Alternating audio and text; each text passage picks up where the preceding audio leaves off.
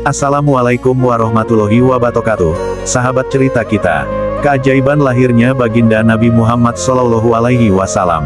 Pemateri bidang akidah di Aswajanu Pusat PWNU Jawa Timur, Gus Nur Rohmat, dalam kajian kitab Aqidatul Awam mengatakan Rasulullah lahir pada saat terbit fajar atau saat masuknya waktu sholat subuh.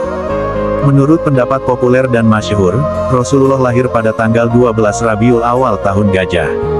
Imam Ahmad dalam kitab Musnad meriwayatkan dari sahabat Abdullah bin Abbas, Rasulullah dilahirkan pada hari Senin.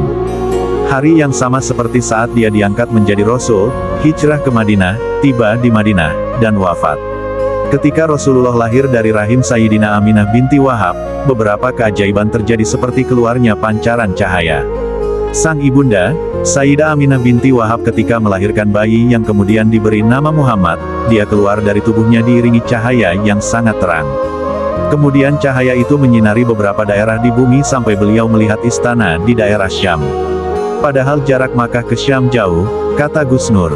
Selain itu, pada saat Rasulullah lahir, dia dalam keadaan mendongak ke atas dan pandangan matanya ke langit.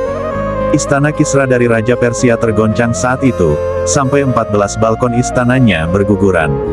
Di tempat lain, api yang disembah orang Majusi yang tidak pernah padam selama 1000 tahun saat Rasulullah lahir menjadi padam. Saat itu, semua orang bersatu baik yang lemah maupun kuat berupaya untuk menghidupkan kembali api tersebut. Namun, usaha mereka gagal dan api tidak kembali hidup.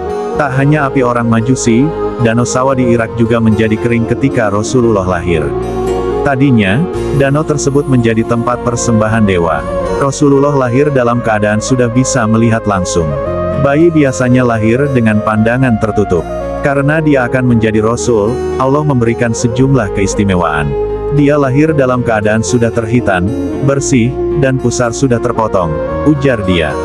Lebih lanjut Gus Nur mengatakan Rasulullah lahir di kota Makkah yang aman dan Allah sudah bersumpah di Al-Quran atas nama Makkah. Allah berfirman dalam surat Atin ayat 3, dan demi negeri, Mekah, yang aman ini. Jauh sebelum itu, Nabi Ibrahim, alaihissalam pernah berdoa yang diabadikan dalam Al-Quran surat Ibrahim ayat 35 tentang kota Makkah.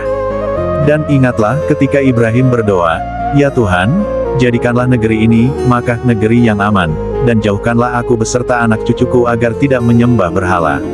Maka bergembiralah atas rahmat Allah yang terbesar yaitu lahirnya insan mulia yakni baginda Nabi Muhammad Shallallahu Alaihi Wasallam.